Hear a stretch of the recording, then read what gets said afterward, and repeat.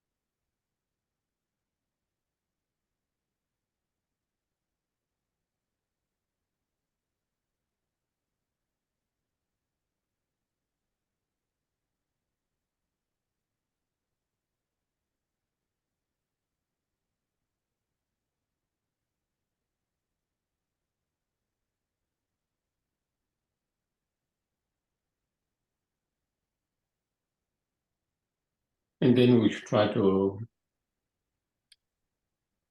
generate good intention for being here. For example, one of the main reasons why we experience a lot of conflicts, problems, pain in our life is because of our own selfish attitude and self-grasping ignorance.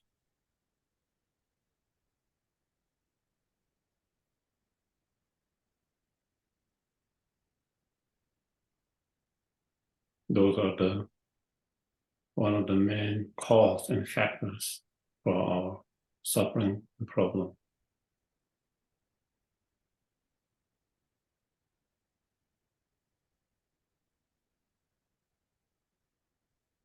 And in order to overcome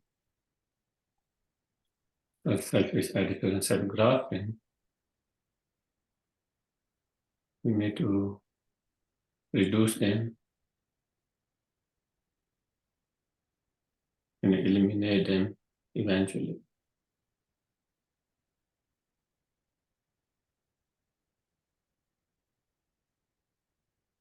And in order to reduce and destroy completely, we need to cultivate, fully develop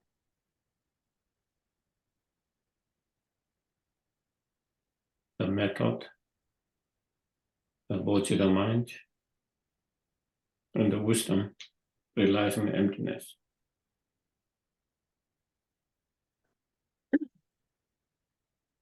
And engage in the mind training, the lojong.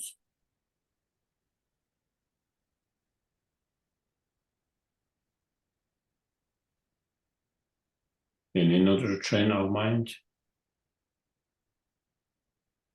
we need to study, be reminded of those practices all the time for that purpose that we have come together.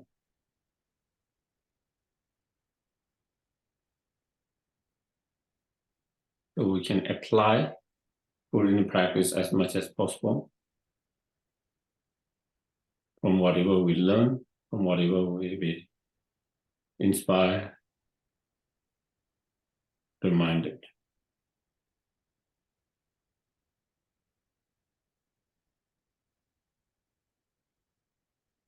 And our act of coming together to listen, to engage in discussion, reflection, contemplations. May all this become cause and conditions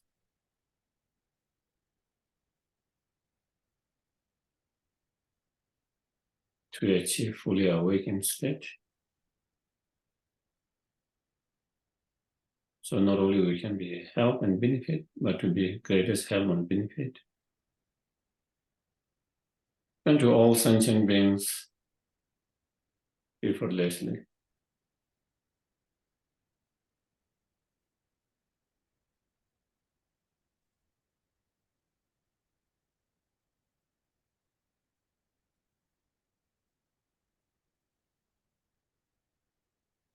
Okay. So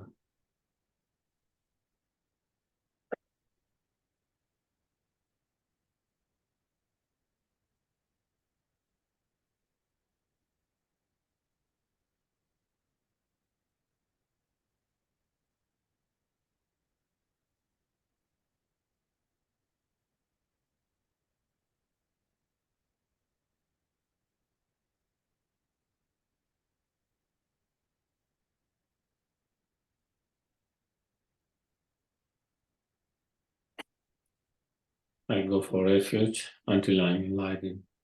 To the Buddha, the Dharma, and the Supreme Ascent.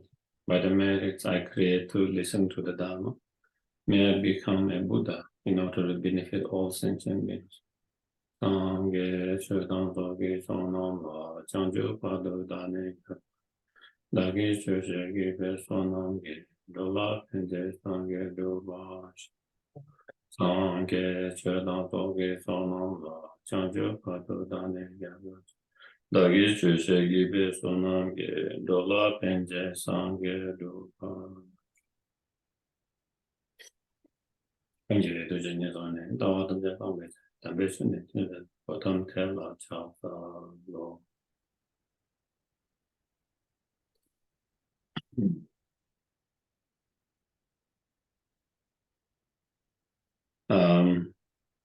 So yeah, we have been reading and going through the Atishas, the precious Garland jewel, which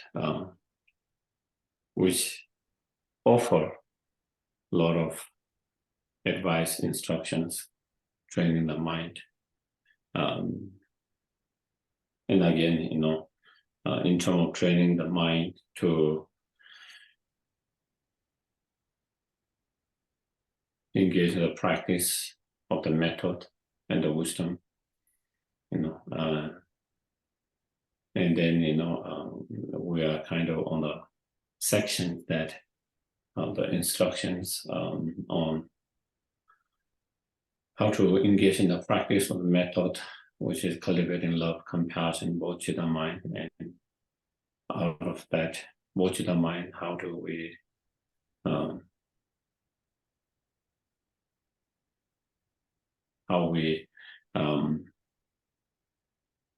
respond, engage with others, in terms of our thoughts, in terms of our speech, in terms of our physical expressions, and so forth. Also, advice such as trying to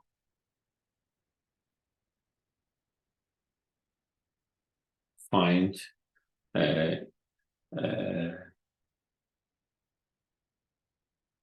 create or find and create environment where there's less distractions, and so that whatever we try to train or practice become more stronger with the less distractions.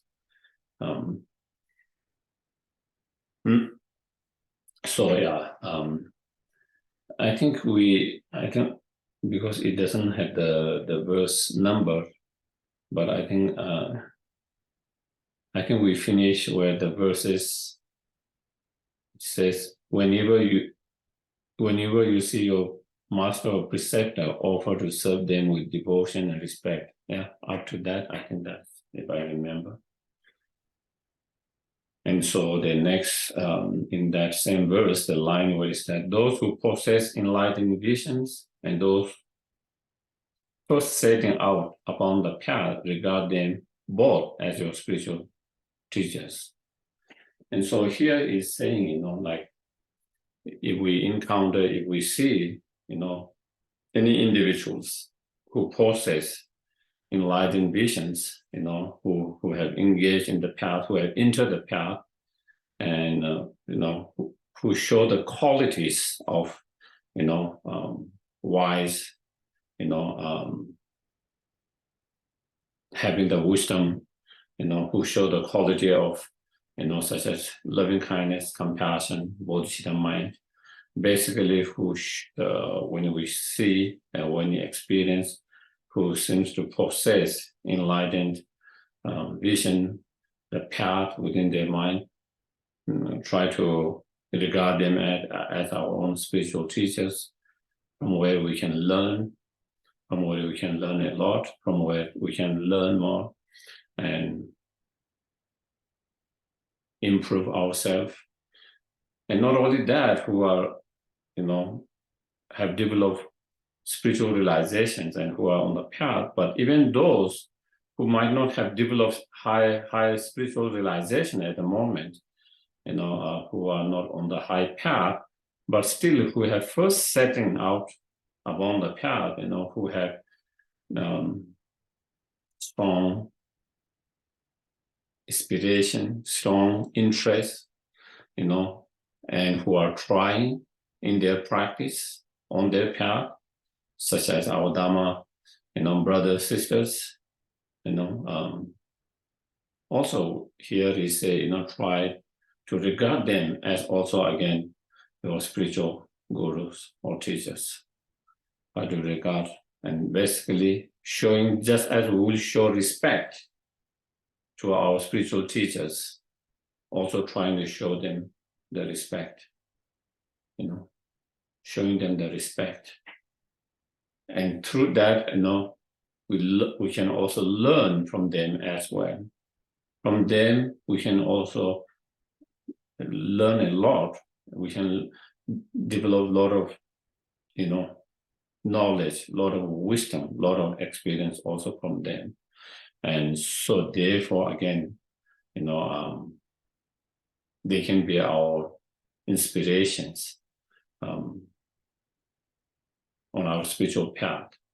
So again, try to see them with a respect and high regard, just as we will show that to our spiritual teachers similarly, because just as we get knowledge, wisdom, experience, inspirations, and make progress on path from our spiritual gurus through their instructions, teachings, and so forth, also we can learn and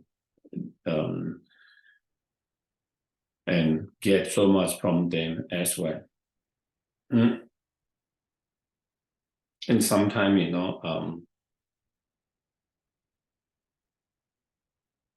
there is in the monasteries when you were studying, our teachers used to say, and everyone used to say, your classmates are your best teachers, and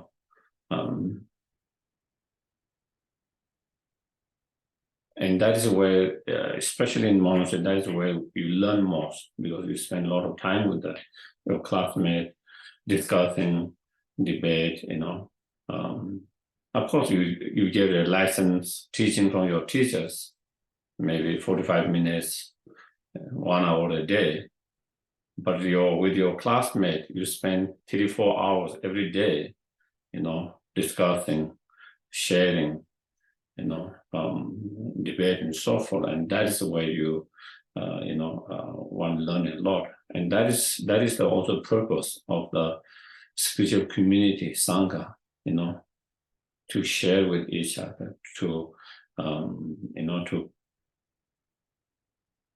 because we don't have time and access to the teacher all the time, and so, but with our community, even you don't have with someone, you can always, discuss about the Dharma, about the practice, and share and trying to support each other, trying to help each other through that way. And so therefore, then they become like the real spiritual teachers, and and therefore, because of that, advice is, treat them like as you will treat your spiritual teachers, with respect and high regard. And if we can do that, then you learn more from them, you get more from them. If you regard and treat them as, less, then you learn less from them, you get less from them, your mind gets shut, On the other hand, when you open your mind with that, then your mind is more open and you are able to receive more. And so that, and then next verse, whenever you see any sentient beings, regard them as your parent or your children. And so in one of the sutra, Buddha also, said, if you see any woman who is senior than you, see them as your mother.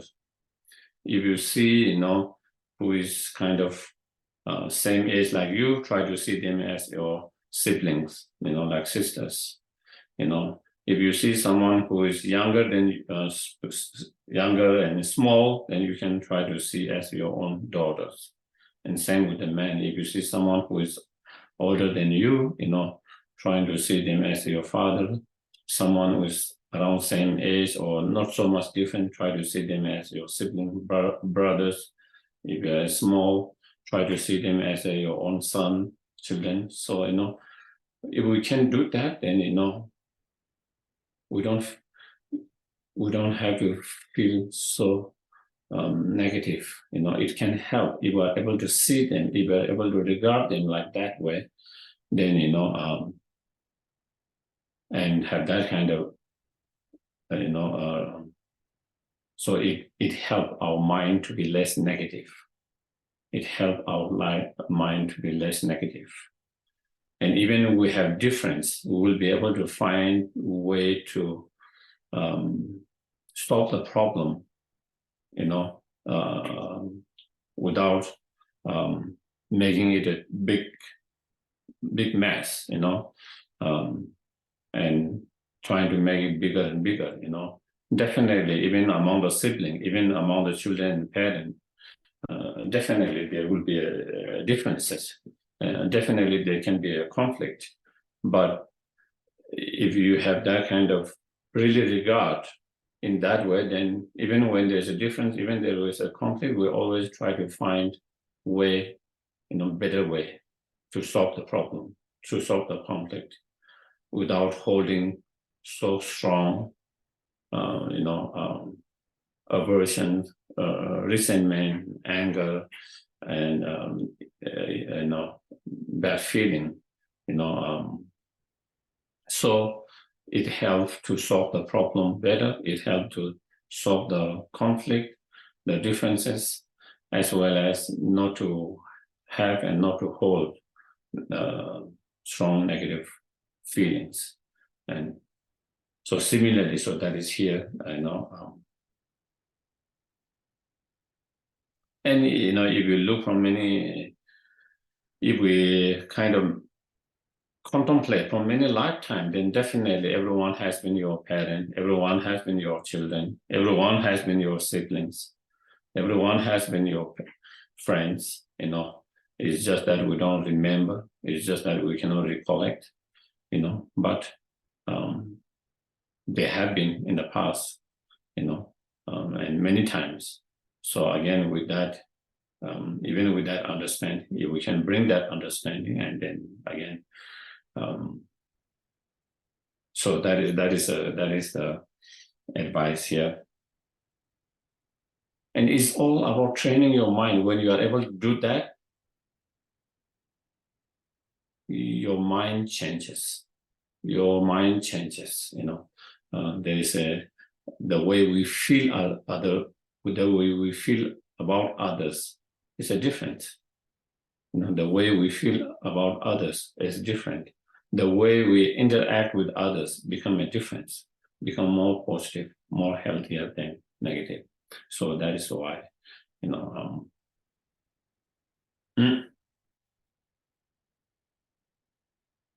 and then don't befriend those who act in a harmful way. Instead, rely on true spiritual friends. So here, other advice is, don't try to befriend those who act in negative ways, harmful ways, that can influence you, because you befriend them, and if that person's, has a certain, act in such a much harmful way, much a negative way, and slowly, we can be influenced by them. We can be influenced, and then we slowly become act like them, harmful way, negative way, Again, especially those are advice, especially for beginner, when we don't have a strong practice, when you don't have strong practice, sometimes we feel like, by befriending them, I can change them. I can change them from being negative to non-negative. I can change them being harmful to positive and kind. But if you don't have strong practice, instead of being able to change them, they might influence your efforts. Instead of you to influence them, they might influence you in another way. Of course, it is another thing if someone has a very strong practice, and so the others cannot influence you negative, and that is totally different way. It's a different matters. And then befriending with them is not a problem. Then of course befriending them is a helpful, because you want to help them, because you can help them, and you can help them from being negative to not negative if you have the right wisdom, compassion, and you can help them to become harmful and non-harmful. But when you don't have strong practice, it can be the other way around, and we see very often, to whom with what kind of person that you surround, can affect you very much. Not only as a child, but even as an adult, As a child, the parent want the children to be surrounded around good friends and not the negative friends, But not only the child, even we as an adult, can be influenced by our friends, circle of the friends,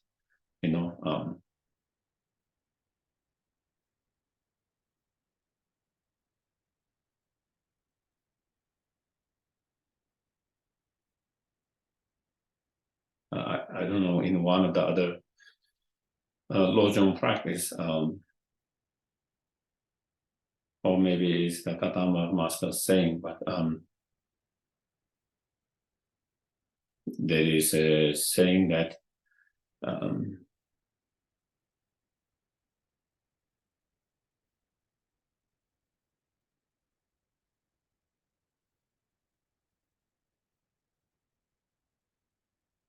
no, I don't remember the right.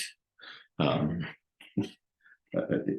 cannot recall the exact words, but it is something like that,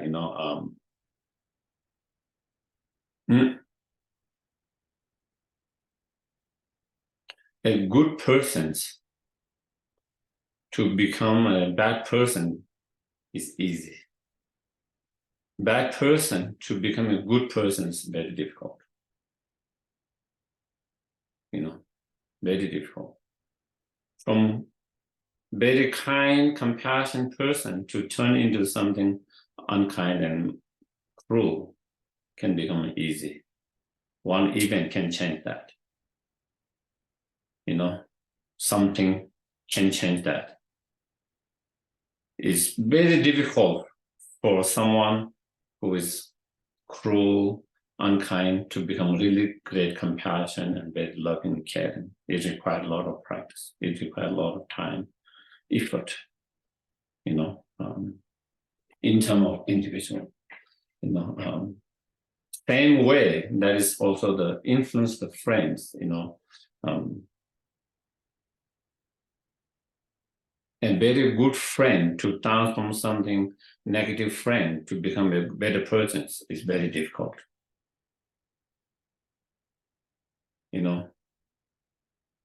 And not so bad persons to transform a friend, very good person and a very negative person is easy. And so therefore that is circle of our friends become very important factors influencing our thinkings, our way of life, our perceptions, our attitude. And so therefore that is why advice here is giving, instead rely on, friends who act in a beneficial way, positive way, and that is the true spiritual friend. True spiritual friend is the good friend that you want to be around, that you want to befriend, because they can influence you positively. They can influence you positively to become, and definitely a lot of time we learn, sometimes even unconsciously, sometimes a lot of time we get influenced and learn by observing, by being around that. Not only that, also child, of course, a lot of children, they learn so much from observing around things. Even they don't know how to talk, but they learn a lot of things from observing. And not only children, even we, sometimes we are not even aware, I always say, like a lot of time, I've learned so many things, kind of ingrained in my thinking, being around some of my teachers and just observing what they do or how they do things. Maybe a lot of things that it kind of ingrained in me, I didn't do it. It changed me in that particular doing certain thing, thinking certain way, not through meditation. Some of them just being around them and seeing them, observing them all the time, and then sometimes when I try to think, why I have that certain way of thinking or what, then you can see it was somehow ingrained from being around those individuals, and so therefore it can have a lot of positive influence to be surrounded by such a true spiritual teachers, or true spiritual Dharma practitioners, to be around kind, loving, generous peoples, that can have influence, positive influences,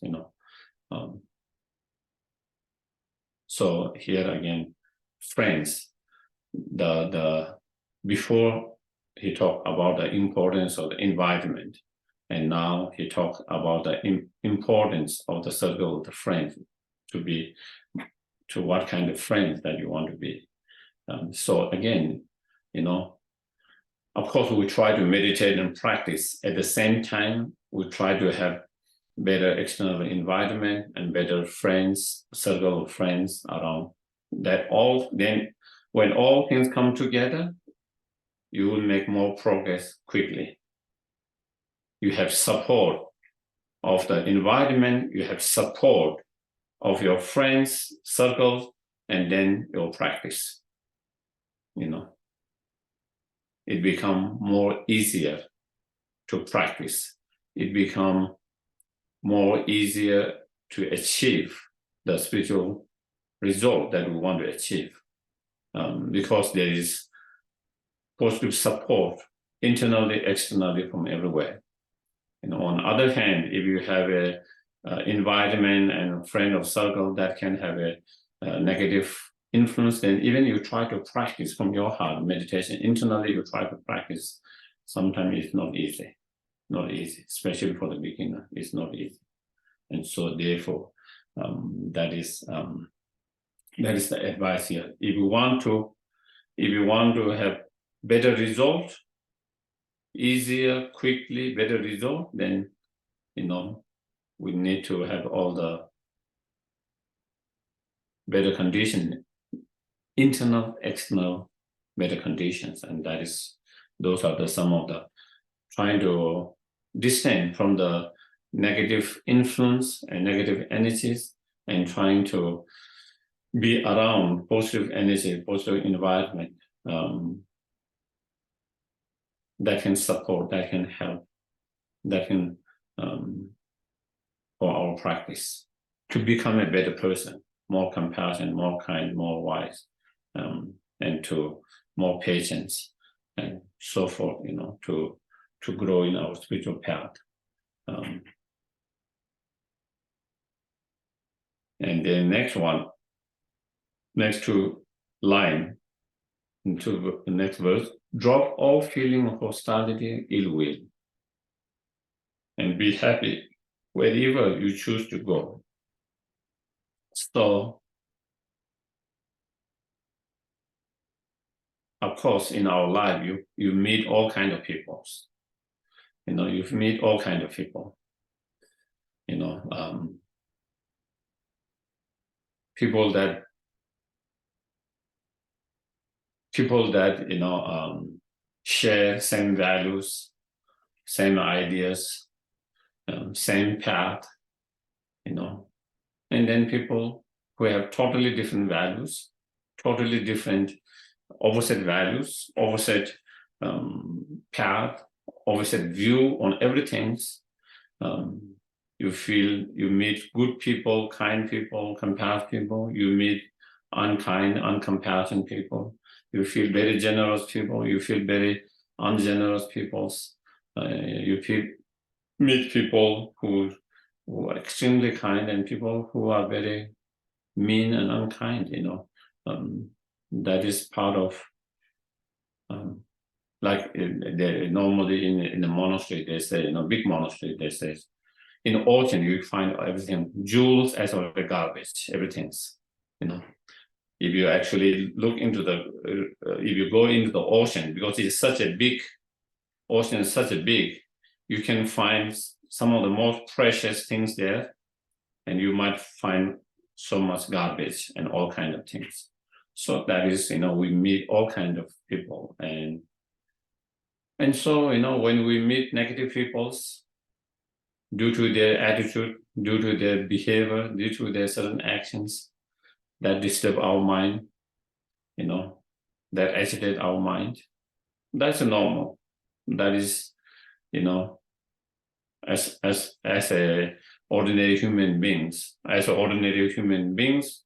who is trying to be on the path, who is trying to improve, where we haven't fully achieved enlightenment at the moment. It is normal to have those kind of feeling, but the main thing is we can feel, moment of anger, moment of frustrations, moment of impatience, moment of agitation, or so forth, but don't hold on hostility and ill will feelings. Do you get it? Don't hold. The advice is here. Drop it. Let it go. You feel it and let it go. Don't hold on that. That is what it is saying. If you hold on that, if you don't drop, if you don't let it go, if you hold on that kind of resentment, that kind of ill will feeling, hostility, anger, the longer you hold, the longer you experience the sufferings, the longer you experience the pain. And so therefore there is in one of the sutras, the Buddha gave advice,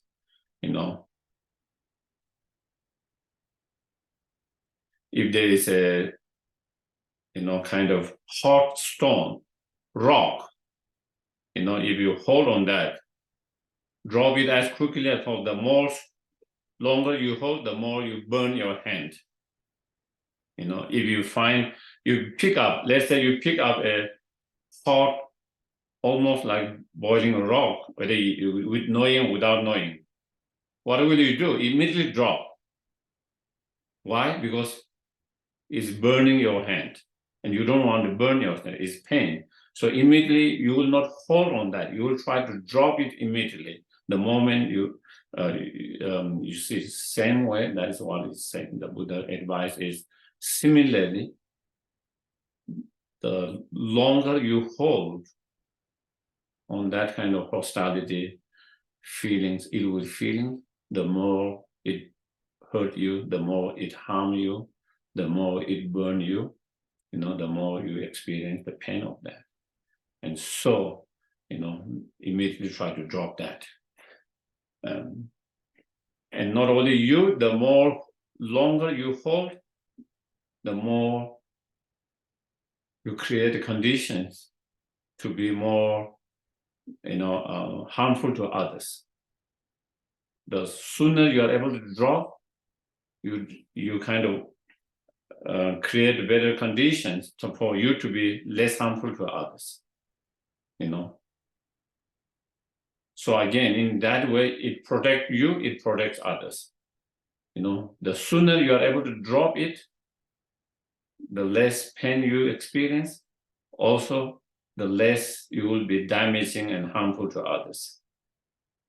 If I keep on holding that hostile feeling, evil feeling, resentment, not only I suffer, but I can be harmful to others. Out of that, then I might,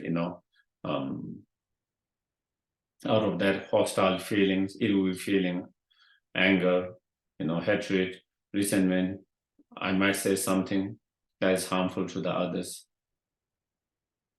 I might act a certain way that can be damaging and harmful to the others. But if I don't hold on that, then I change the environment to make it more peaceful environment where I become less danger to the others, where I become less harmful to the others. And so therefore, again, it's protecting yourself, protecting others, protecting everyone. And be happy wherever you choose to go. And this is, again, one of the very common advices you find in all the mind training. You see that in the 8 verses of mind training, 7 point of mind training, you see that also in Lama Chopa in mind training sessions. You also see in the Shantidevas as well, trying to be happy wherever we go. with whomever we are, with whatever situations. Trying to be happy all the time. And trying to find a way to be happy in that, in that wherever we are, wherever we are, with whomever we are, trying to be happy, trying to find reason to be happy, There are reason to be unhappy and there are reason to be happy. Any places you go, any places you live, in any kind of environment, there's always reason to be happy, there's always reason to be unhappy. And so then focusing on the positive side and trying to find the reason to be happy. And if you focus on that, you can be happy.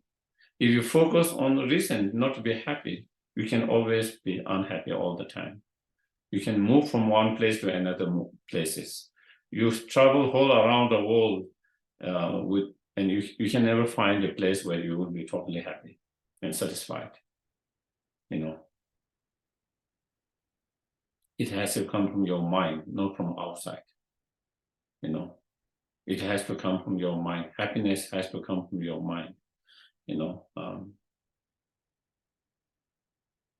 if we are happy, then things, small things doesn't trigger you to be frustrated and angry. If you're unhappy, small things can trigger you to be upset, frustrated, impatient, hostile. It doesn't have to be a big thing to make you upset, frustrated, impatient. That in small things can make that. Because why? Because your mind is not unhappy. Your mind is unhappy. When your mind is unhappy, doesn't need big reasons.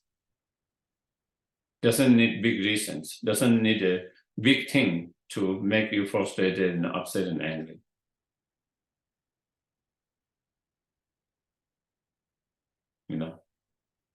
You don't need big reasons. Small things, very small things can make you upset. Very small things. Even just noise of the car running by. Oh, you might say, how dare they drive so loud? How dare they drive so fast?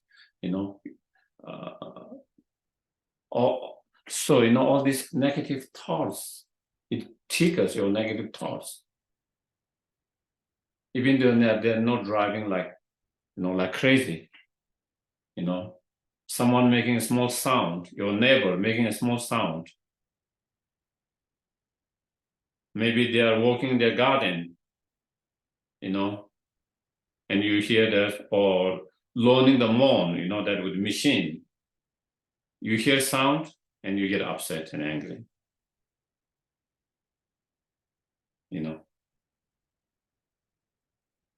Because even though they are just doing their job, they're just trying to keep their garden better. But when you are unhappy, all small things like that can make you upset, hostile, impatient. But if you are able to keep your mind happy, then your mind will calm, peaceful, and such small things doesn't bother you. You can just kind of, let it go, without bothering you, that is why Aishandeva says, unhappy mind is the fuel to anger. Unhappy mind is the fuel to the anger. One of the main fuel for the anger is unhappy mind. And therefore, in order to reduce the fuel for anger, then in order to reduce the fuel for the anger, then you try to be happy and trying to find a reason to be happy,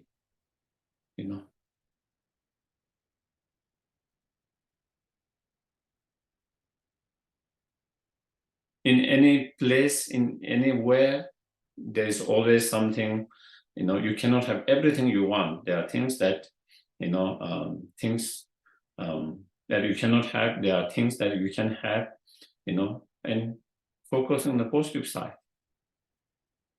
If you just focus on what you cannot have, then you can be all miserable. When I'm here, I cannot have everything I want. When I'm in Nepal, I cannot have everything I want. There are certain good things that it is here. There are certain good things that is in Nepal. I cannot have everything, And if I just focus on what I'm not getting, what I'm missing, I can be very unhappy every time, all the time.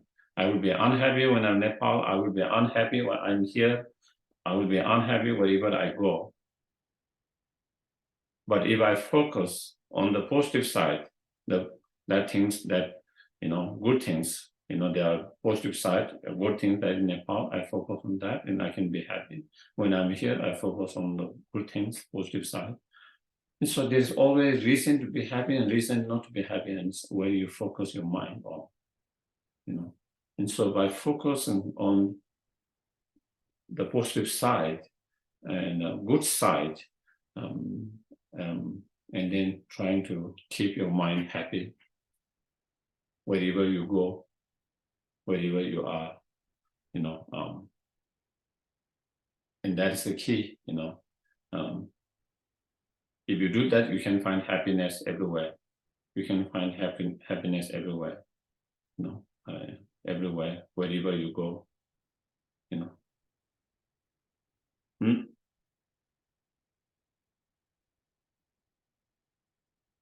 And then next is avoid. So again, even in this one lojong, you see in all lojong, especially here, letting go of attachment in many places we already came before, but also again here, because again, attachment is one of the negative emotions that is root to a lot of problems. Avoid getting attached to anything at all, which means, whether it's material objects, things, or whether it's attached to, ideas, thoughts, concepts, abstracts, outcome, result,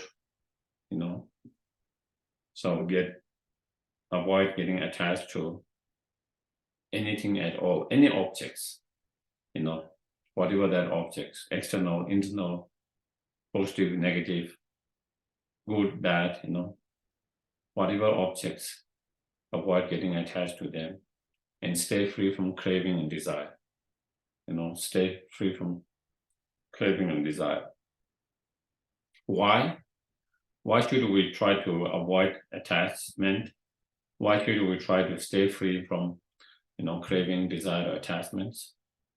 Because one of the reasons here is attachment not only keep you from the happy rebirth, it kills the very life of liberations.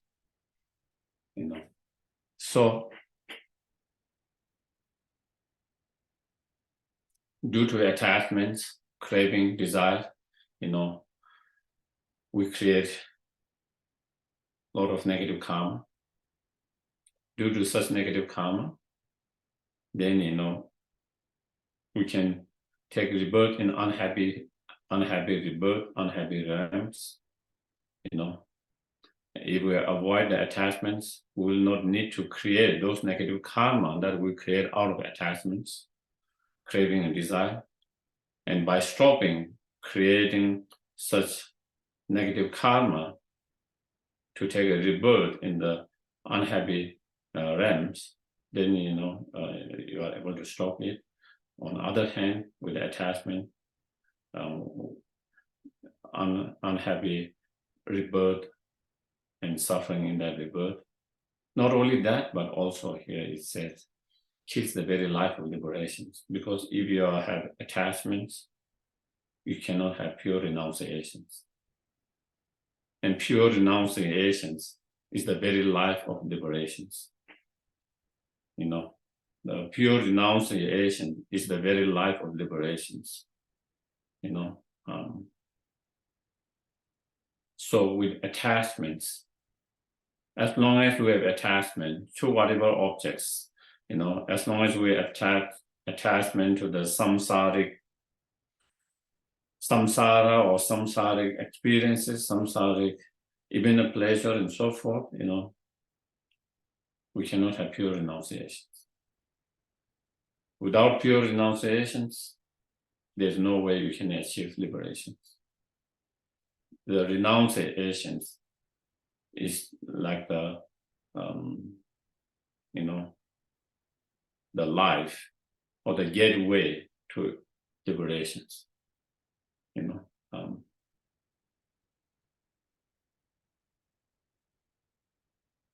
Renunciation doesn't necessarily mean giving up external things.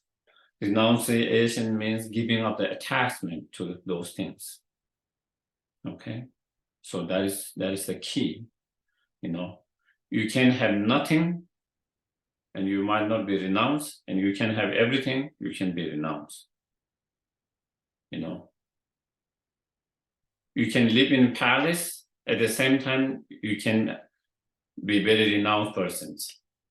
Because even though you live in palace, you might not be attached to any of them. On the other hand, you might have nothing,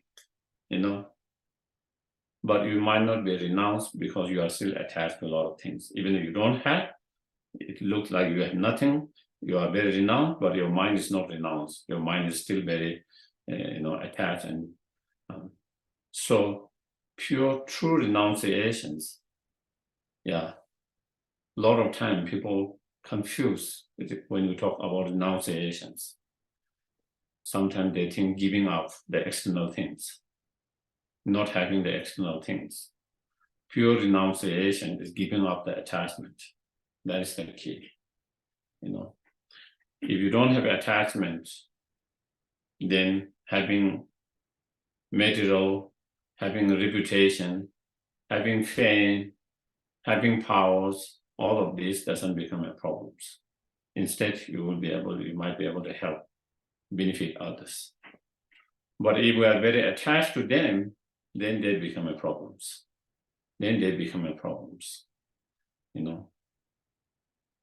The problem in the world is because of attachment to power. People who are in the power, they are attached to their power, they don't want to let it go. And then there are others who are attached to that power and who want to, and then there's conflict. Attachment to your wealth, then that is when, you try to, increase your wealth, even it means, harming others, and so on, when you're attached to your reputation, fame, in order to, preserve and hold on your reputation and fame, sometimes people try to take the others down because they might be challenging to your reputations, your fames, because you consider them as your competitors, because you feel that they might take away the fame, reputation. So that all lead to all this kind of conflict mind and all this conflict and problems because of attached to them. If you are not attached to them, if you have, great. If you don't have, you don't hold on them, you don't try to fight for that in a negative ways, and so forth, and so that is so that is where it says it kills the very life of liberations, very life of the liberation, the renunciations. You cannot have both attachment and renunciation, pure renunciations. pure renunciation is giving up or letting go of that attachment, and without any attachment to any kind of samsaric prosperity, excellent, samsaric experience, samsara, instead having a wish or inspiration to achieve liberation, nirvana. That is the pure renunciations. And when you attachment, then it kills that. It kills that pure renunciations. And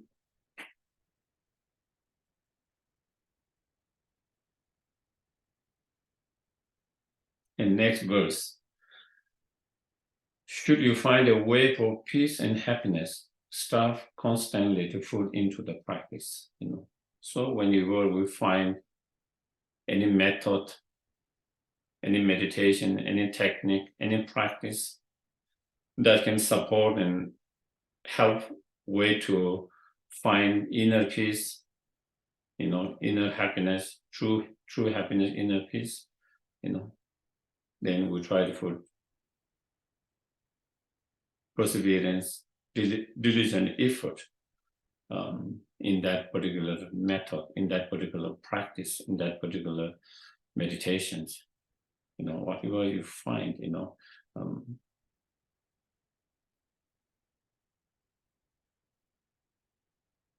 the key is,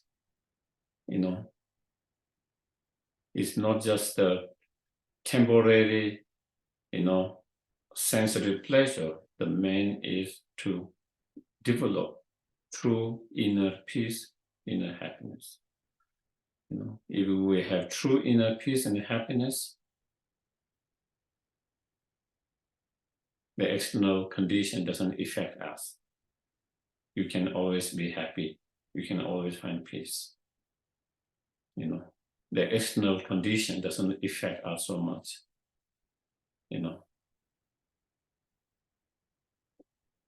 Whether you have the external things or not, you still feel peace and happy. It doesn't affect your happiness and peace whether you have house or not. It doesn't affect your peace and happiness whether you have car or not. It doesn't affect your peace and happiness whether you have good reputation and fame or not.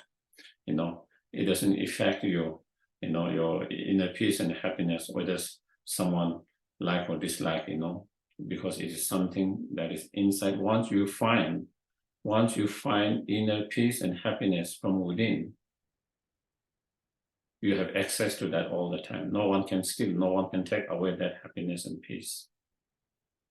External things, that give us a little bit of comfort or whatever, those can be temporary, can be broken, can be lost, can be taken away, and thereby whatever sensitive pleasure we get from that, they can be also gone once the object is gone, because they are very much dependent on those temporary objects.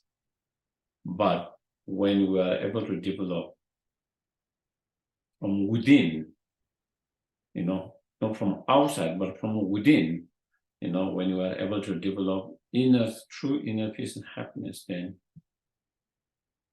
because you have access to your mind all the time, no one can take away your mind.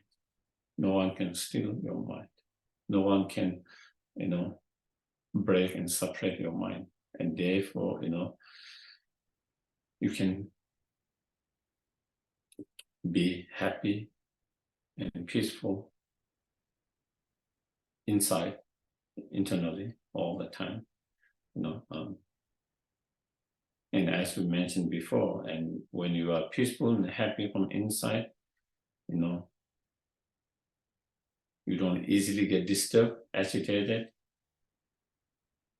You don't easily lose your mind, become impatient, frustrated.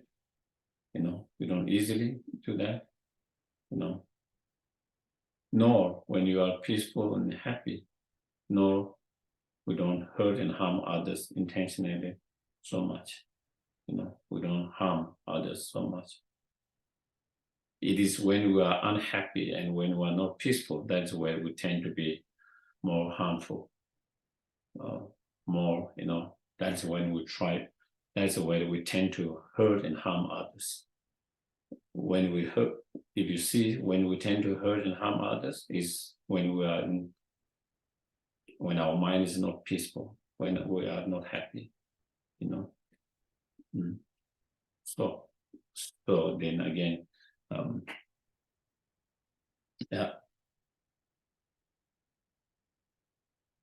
And of course, it requires a lot of practice, inner peace and happiness. It requires a lot of perseverance, a lot of practice and time to reach that point where you really feel very innerly, from inside or within, very peaceful and happy. And to reach that state, it is not going to come, with few practices of meditation or sessions, or few sessions, few days, few weeks, few months, few years. It takes a time, it takes an effort, it takes a discipline, consistency. If we are able to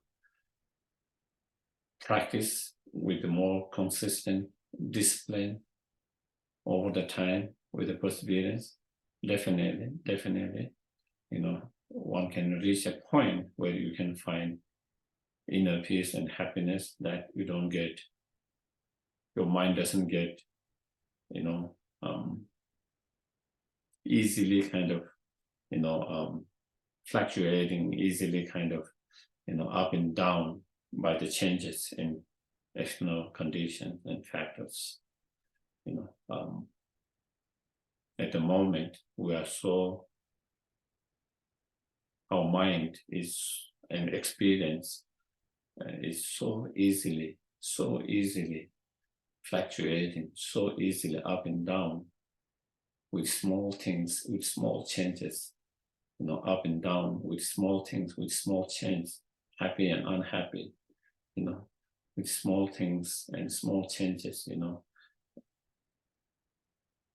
feel like you are on the top or feel like you are on the very bottom, all this. Yeah. And next it says, whatever task you set out to do, accomplish that very thing first. This way everything will turn out well. If not, nothing will succeed. Again, this is very similar. I think in Shantideva also there's a verse similar to that, very similar. Not exact word, but in terms of the meaning, it's the same. Again, when we take any kind of project, set out to do tasks, whether it's the external tasks or it's the internal tasks of practice, whatever you set out, try to complete that, finish that,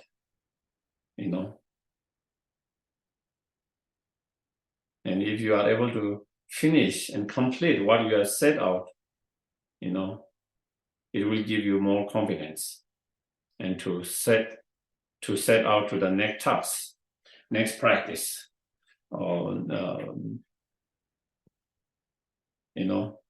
if you don't kind of complete and finish, sometimes, you take too many projects, too many tasks, whether it's the external task or whether it's even our spiritual practice, we try to do too many things at one time. And then you cannot complete one, and then after many years, it feels like you haven't completed anything. And then you feel like, you haven't done anything, you haven't achieved anything. And it can be a kind of discouraging. It can be discouraging, And I found that myself with some students, like some teachers are giving them certain practices, and they try to do all the practice little every day. And then even after 10 years, they haven't completed any of them. And then they feel discouraged, and then they give up. And and they became discouraged and give up, and then, when we have a,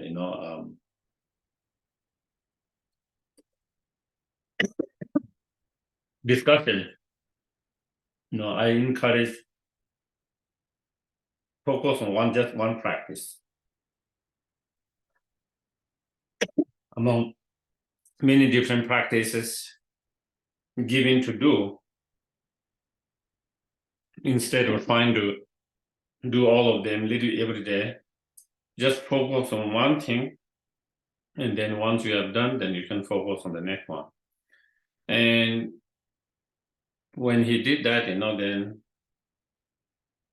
it didn't take him 10 years, for he took 10 years to not complete. In a couple of years, he completed every practice that he was given. After he finished his first practice, then he get a confidence, more confidence. Oh, I did that, and then I can do this one too.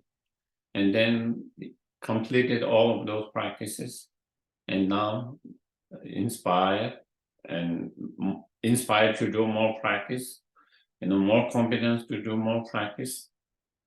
And that is how it is, and that I have found with at least few different students, that was how.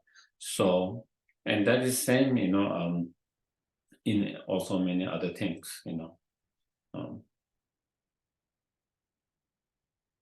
trying to do good and finish the task you have taken. And not only for you, also is for, like if I've taken too many tasks for different groups, and if I cannot, complete them, then people also will lose trust, confidence in you too. And they think, that person never complete the task, never finish the task, So same thing, once we take the responsibility or set out the task, we try to complete that. And if you do that, then it helps yourself, it should help others. Especially it gives you, more inspiration and more confidence. And definitely in terms of the practice. So that is, and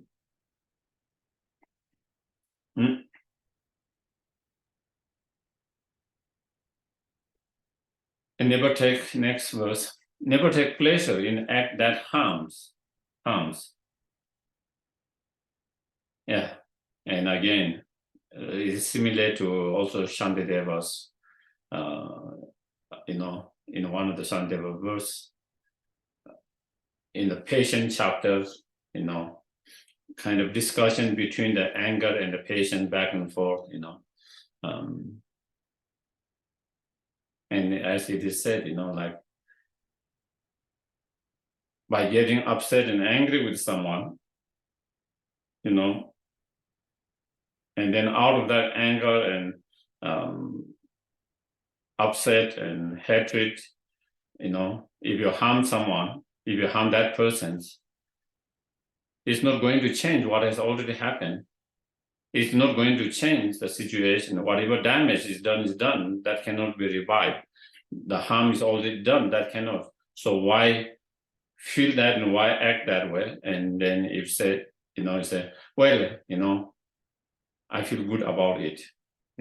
I get to be able to harm the person you dislike or the enemy because it gives me pleasure, Even though I cannot change the damage, even though I cannot change what has already happened, the damage already done, even though I cannot change, but at least I feel good because, that enemy is suffering.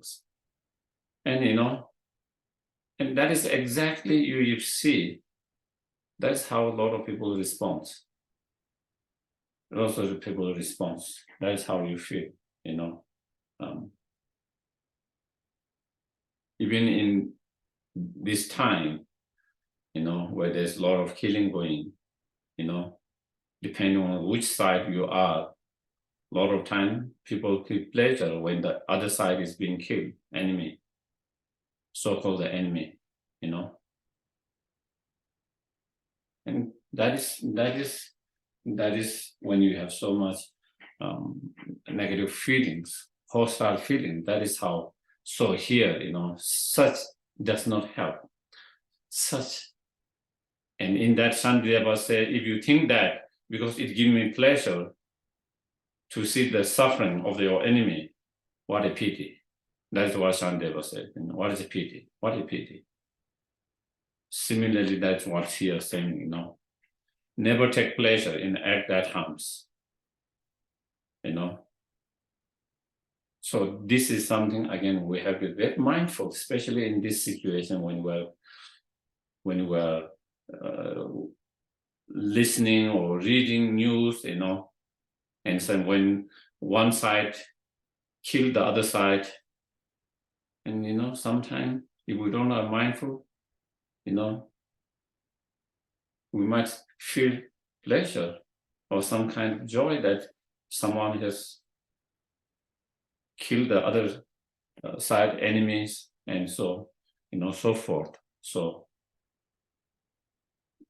when we watch, listen, you know, really try to be very mindful of our mind and not to, as it advised, not to take pleasure in the act that harms, even if it's your enemy, you know.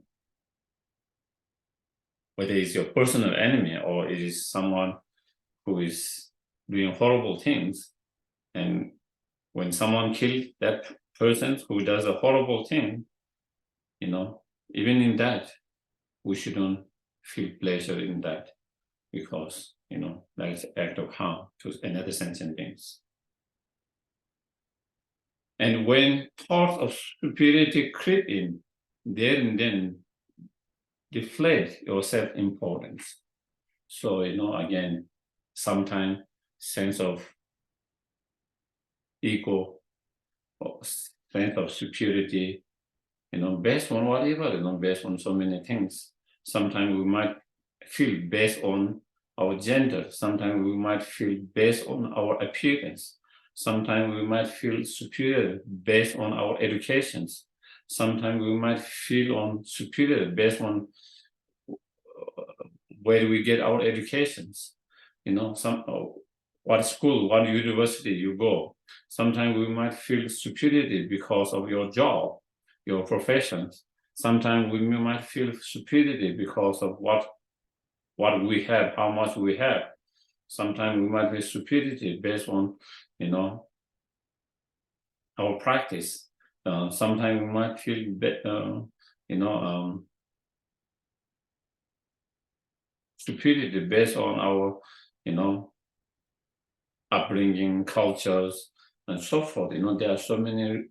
So, you know, there is a, due to any of those things and many others, you know, those are, I'm just giving some few examples. Based on that, where we might feel superiority to the others, you know. And so when you feel that superiority, then again, that is not spiritually, is not a good sign. It's not a good sign. It's not good, you know. Once you feel superiority, then there's always a tendency to kind of look others, you know, who are less than yourself. Based on that superiority in that area, you try sense of look, treating them differently, you know, unhealthy way, you know. And also, so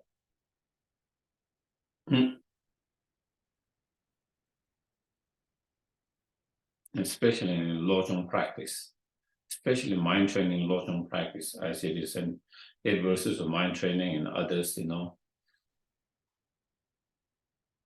regard others as superior and hold yourself as the Lord's. That is, if we can practice that, that is the best. And similarly, that's where, when that superiority creeps in due to any of those reasonings, there immediately recognize that with your mindfulness, recognize, oh, this sense of superiority is arising in my mind, sense of superiority is creeping in my mind. Try to be mindful of that. Watch mindful of that, immediately then, there and then, immediately deflate your self-importance, try to reduce that sense of superiority, sense of self-importance, sense of that kind of unhealthy pride, and by contemplating, that all, there's no reason for me to feel superior to others just because of my, because I have more, because of my fame, reputations, or whatever, because, they have so much others that I don't have. I might have more wealth, but they might external wealth, but they might have more internal wealth. I might have more reputations, better reputations of fame, but they might be better practitioners. Or they are better practitioners, or they are better persons, or they are more wise, or they are more generous. So, there's always certain qualities that others have that we don't have. Of course, there may be certain qualities, certain things that we have and others do not have. There are also other things, quality, positive quality, good things that others have that we don't have. Sense of superiority creep in when we just focus on what we have and what others do not have. So when that happens, immediately try to focus on the positive qualities that others have that we don't have. And if you are able to contemplate, and if you are able to feel that they have those positive qualities that you don't have, other positive good qualities, many things that they do possess that they have that you don't have, then that will help you to be less superiority, less self-importance, less unhealthy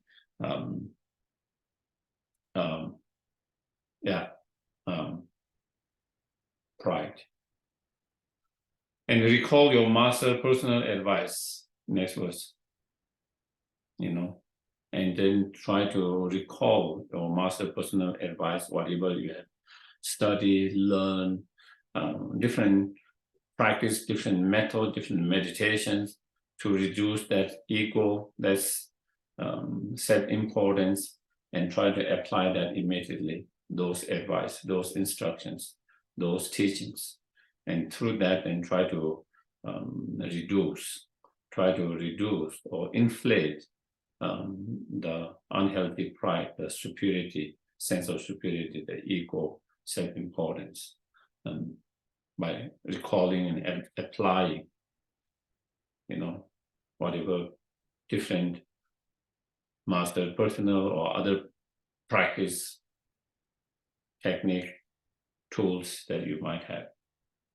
Or whenever on the other hand, when you feel discouraged and inadequate, feeling like you are not good enough, feeling like I'm not good enough, I'm not good persons, I'm not good practitioners, I'm not a good Buddhist practitioner, I'm not a good Buddhist, I'm not a good person, and so forth, when you feel, discouraged with yourself, discouraged with your practice, and feeling with inadequate, I'm not good. Again, that is another obstacles, another problems,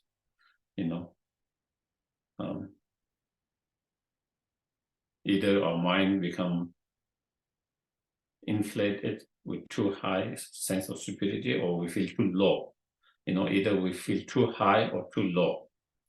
And both of them are not healthy. And so, when that happens, again, when you feel your mind is low, discouraged, and feeling inadequate, not good enough, immediately again recognize that, with mindfulness, awareness. Oh, my mind is, I'm feeling, or my mind is feeling low today. My mind is feeling discouraged, my mind is feeling inadequate. So first recognize that. And then again, once you are aware and recognize, then try to apply the right technique, meditation practice to uplift that low mind, uplift the discouragement, and give you more courage in your practice with yourself, with your ability, and as a person, whatever, And so rest your spirit and encourage yourself, Rest your spirit and encourage yourself. So through meditating on Buddha nature, meditating on the Buddha nature, your own Buddha nature,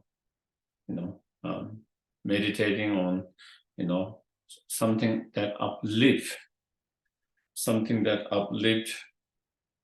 and raise your spirit, So, meditating on Buddha nature, that originally or fundamentally, we are good, altruistic, fundamentally, on that fundamental level, on original level, we're altruistic and good. So, meditating that, how those, whatever shortcoming, whatever faults, whatever mistake, they all are just a temporary. They all are just a temporary. They are not permanent. They can be overcome. They are temporary. They are not permanent. On the other hand, our basic fundamental nature is a good, positive, and then, thinking, in terms of your own experience around yourself, or from the stories from the Buddha's time and others, how, some of the worst people, some of the most dull persons, with the perseverance and with the diligent and consistent, where they are able to achieve high level of realizations and so forth, And so again, that can give us, example of, many of you might have heard, there's a Papa Lamjung,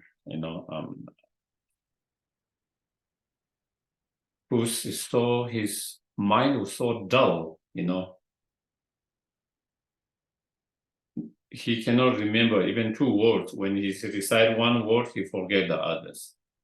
When he recite the other, he forget. That is how dull his mind was. It's hard to imagine there's any person like that, But he was like that at the very beginning. His brother was very, very bright. Papa Lam Chen, that's the bigger brother. He was very, very bright, and he went to the monasteries and became, not monastery, Buddha's follower monk, and he became one of the bright students. But his young brother, who also wanted to join, but he was so dull, his mind was so dull. At the very beginning, he learned with one master. After 3 months, the master lost patience, he said, there's no way I can help him, there's no way he give up, and then he went to the Sangha, Buddhas, and then his brother tried to help.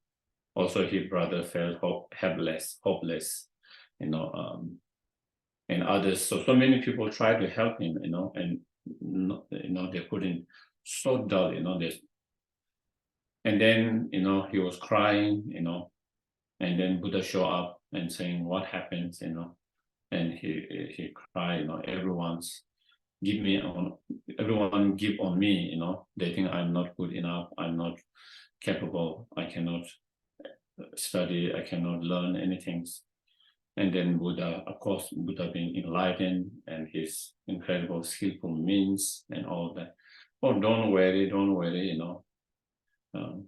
they are not fully enlightened, they don't know, so he told him, just keep on cleaning the sandals of the monks, And then Buddha told and give him two verses, to recite. Dulpang Timapang, abandon the stain and abandon the dirt, dirt or stain. Abandon the dirt, abandon the stain. Recite that and clean, And Buddha also advised all the monks to give him opportunity to clean their sandals. He needed that. And also advised them to help him to remember those two words, two verses. And so the monks try to also give him opportunity to that, to clean him, even though they don't want, but to help him. Buddha advised, he give him an opportunity to clean him and help him to remember that, abandon, while he was doing that, abandon the dirt, abandon the stain, And then slowly, after some time, Buddha asked him to clean around the place, And again, while reciting that, then he started doing that. Again, Buddha encouraged and advised other monks to help him. And then after some time, suddenly he had a kind of moment of aha moment, kind of like enlightened moment. He suddenly realized, oh, I've always been thinking cleaning the dirt, cleaning the stain, about the external dirt and external stain that I was asked to do. But actually it's talking about the stain, internal stain of attachment, anger and ignorance. It's not referring to the external, it's referring to the internal dirt and stain of attachment. And so he had that moment, and then after that, that was the starting. And then, then eventually, he became arhat, in that. And he became a great inspiration. So again, if you meet how dull we might seem, sometime, how dull we might seem, how incapable we might seem, if we meet the right conditions, that can change immediately. With Papa Lamchung, before that, he didn't meet the right conditions, right persons to guide him in the right way, and the right conditions. Once he met the Buddha, and Buddha saw what he needed, where his struggles was, where the obscurations were, and everything. And then once he tried to work on that, everything shifted. So again, remembering that kind of, and same with like someone like Angulimala, who killed 999 people, and still, once afterwards he regret, he changed, make effort, not only make effort, he really changed, and from totally opposite of what he used to be, or how he used to be. And through that, also he was able to achieve. So there are so many beings at the Buddha's time, also later throughout the history. And sometimes we might know also during our time, Like even in monastery, we have seen so many, When I first went to the monastery, there were some, we were young, like I was like 8.5, 9, 8. And there were some other seniors, like teenagers, mostly teenagers, like 14, 15, 16. And at least a couple of them are very bullying, all bullying all of us, all the young ones, And of course, there were also new monks. They didn't know much. They just came from those village, wild, And so, but after 20 years, 30 years, totally, they changed totally opposite, So kind, so loving, so caring. Those people who doesn't know their life story, they wouldn't know how they used to be. But we have seen them, how they used to be, how they used to be, totally very rough, very wild,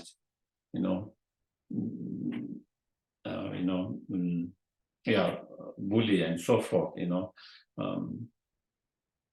But then over the time, with the practice and with the time, they completely became totally like opposite persons.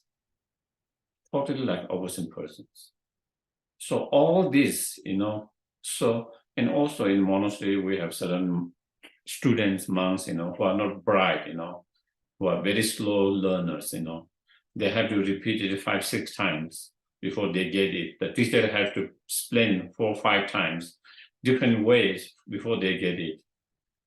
Whereas there are students who are bright, the teacher has to explain just 1 time, they already got it. Sometimes the teacher even doesn't have to explain everything.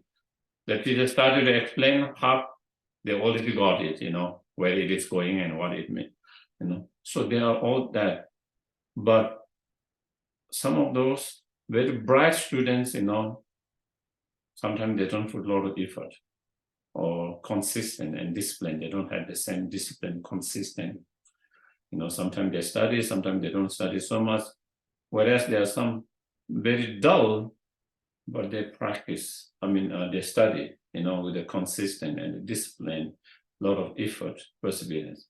At the end, after 20 years, 30 years, those who started with very dull, they become better, better students, better teachers than those who are extremely bright at the very beginning. So again, taking those kind of examples, especially that we see around and from about the stories, and then, through that, again, those can be uplifting when we feel kind of discouraged, inadequate, to contemplate, to meditate, and that can help us to uplift our spirit and, encourage ourselves, Okay, I think we will stop here. I know the time is a little bit over, but if there is question, I can take one or couple.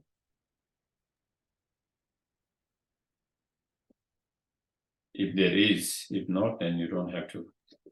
There's a question. Karen has a question. Yeah, I have 2 questions. You had said earlier, it's easy for a bad person to influence a good person. That's a paraphrase. So I remember at one point you were talking a while ago somewhere about how sometimes high lamas have unpleasant monks around them, that really are not very nice. So do those people really not influence the high lamas because the lamas' practice is so refined and deep that they can deal with it? Yeah, absolutely. Yeah. Okay. It is just a reminder for them. Right. Someone who remind them, but like they already have a strong practice, so it doesn't make them extremely upset and angry. Yeah. Just like Atisha, he took his tea boy, who was very annoying, and Right. but that was because it keep on him reminding of the patience and all practice. It's not like this sort of losing his mind and getting upset and angry, but it's just to kind of remind all the time of that, it helped. And the other question was, is there a concept of excellence in Buddhism? Because when you're talking about superiority issues, in the West, there is a lot of focus on excellence, and built into excellence is a certain kind of hierarchy, really, that does in some respects reflect badly because you're at the top. So there's that built-in hierarchy of you're at the top and you're looking down on others who aren't at the top. So how does Buddhism view excellence? No, trying to improve yourself and trying to achieve excellence is not a problem. It's your mind state. Yeah, it's being good at what you do, being excellent at what you do, and trying to achieve that itself is not a problem if you don't get kind of feel superiority because of that. someone might be great at everything or a lot of things they do, but they don't necessarily feel superiority of that. Whereas other people who might not do great, they are not as good as that person, but they might feel superiority. It's a different state of mind. It's not necessarily based on, that is like, it's a state of mind, like a Bodhisattvas, highly Bodhisattvas or even Arhat, even though they are great, but they don't have feeling they are superior than others. They are excellent at what they have achieved and what they are, but they don't feel that kind of sense of superiority because of that excellence. But for ordinary beings, if you don't have the tools, if you don't have the practice method to keep your self-importance or to reduce or to keep down your self-importance or the unhealthy negative pride, then that can give rise to superiority based on that. Why do so many of the big Tibetan monasteries have, so much guilt? So G-I-L-T, gold, gilded gold, ornateness, paintings, all sorts of elaborations, which, in terms of the way the rest of the world values those things culturally, that's a great display of wealth and richness. And, whereas Zen, it's quite empty, most of it, and so can you explain why the emphasis is on being over the top like that? Well, it is not always like that. It depends on the monasteries. It depends time. Kadamba's teaching were very, the Kadamba's monasteries in the old time or teachings were not like that, But Kopan and the nunnery, I've been told the Gompas are spectacular. Why are they so elaborate? Yeah, they are. And it depends. It depends for different reasons. For some, it is a preserving of the art, preserving of all that. And most of Tibetan arts are preserved in the monasteries because other places they have lost, and it is mostly in the monastery in many different things that has been preserved in terms of arts. So there is, to some extent, preserving of the art from the Dharma point of view. Suddenly they feel like it's a kind of, for example, Lama Zopa Rinpoche's advice is to have as many holy objects as possible surrounding that, because just by seeing the holy object, just by looking at that holy object, you have a bodhi imprint, that bodhi imprint. And so, like if you go to Lama Zopa Rinpoche's room, is on the top, on the side, everywhere is holy objects, and that is also his advice a lot of time, and sometimes it is just a, kind of printing, sometimes it's a painting, so it could be different. And I understand that, but isn't that kind of the opposite of the whole concept of impermanence? If you don't have grasping to that, that is another problem. If you're grasping to that, then it doesn't have to be, even a very symbol, you can be grasping to that. Right, I understand that. Okay. Got it. Okay, so there is one question. Geshe, there's one question in the chat. Yeah. Somebody asked, what studies do you recommend a beginner to focus on? Yeah, I think beginners focus on Four Noble Truths and Lamrim. I would say, Four Noble Truths, Lamrims. Four Noble Truth is definitely the first teaching Buddha gave, which is the foundation on all the Buddhist practice, all the different Buddhist lineage. And of course, then Lamrim is, kind of expanding from that. from the first turning of the wheel of Dharma, we see the Four Noble Truth. Then to the second turning wheel of the Dharma, the subject of the lumbering, that is mainly, in the second turning, part of the second turning wheel of Dharma, so I think I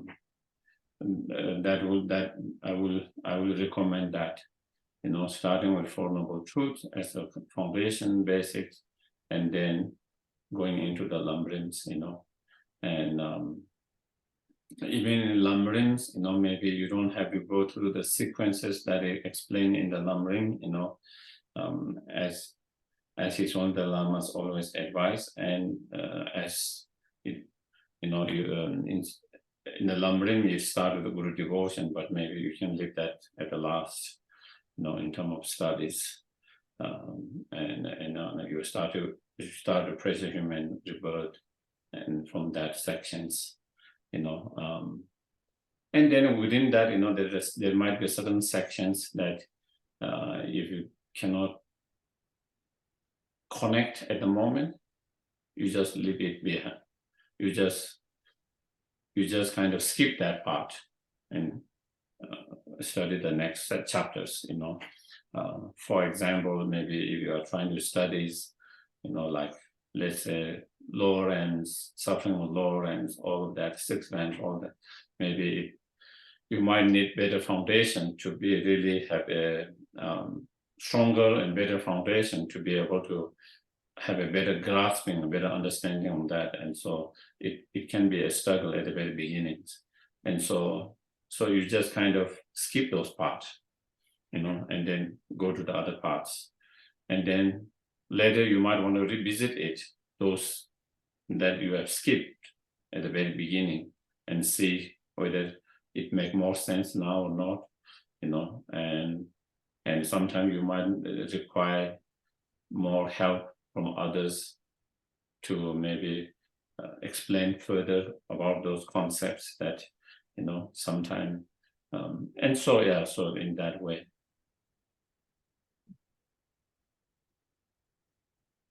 So, okay, so that is all.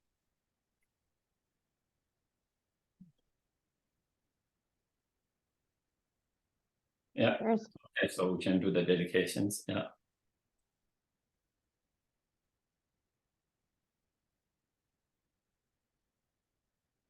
We can start with the Shantidevas.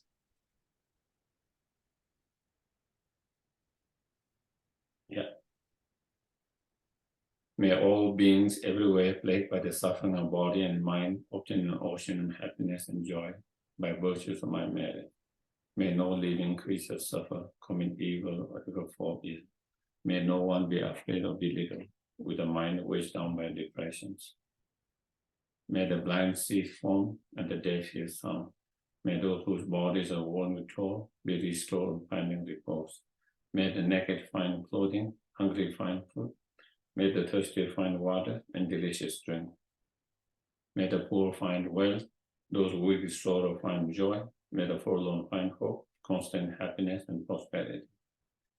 May there be timely rains and bountiful harvest. May all medicine be effective and wholesome prayer bear fruit. May all who are sick and ill quickly be free from their ailments, whatever disease there in the world, may they never occur again. May the frightening cease to be afraid, and those bound be free. May the powerless find power, and may people think of imitating each other. For as long as space remains, for as long as sentient beings remain, until then may I too remain to dispel the miseries of the world. Thank you very much. Thank you very much, everyone. Okay, then see you next week for the last sessions. Thank you. Bye. Thank you, Geshe. Thank you, everybody. you. See you next week.